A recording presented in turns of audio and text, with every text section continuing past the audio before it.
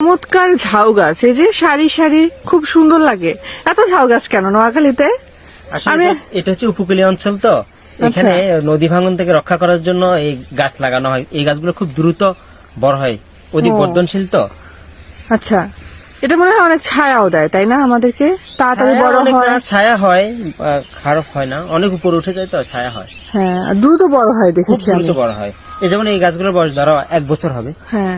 অন্তত কত 20 ফিট আচ্ছা। 30 ফিট হয়ে গেছে হ্যাঁ, হাইট। তবে খুব চমৎকার লাগে কিন্তু ঝাউ গাছগুলো দেখতে।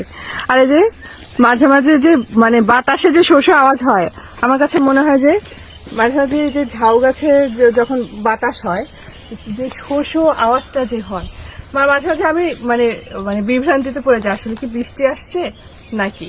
তো মাঝে মাঝে যে দেখি যে না, এটা বৃষ্টি আসছে না, আসলে এটা হচ্ছে মানে এই ঝাউ গাছের কারণে বাতাসে যে একটা শুভশঙ্কিত আওয়াজ হয়, যেটা একদম বৃষ্টির শব্দের মতো।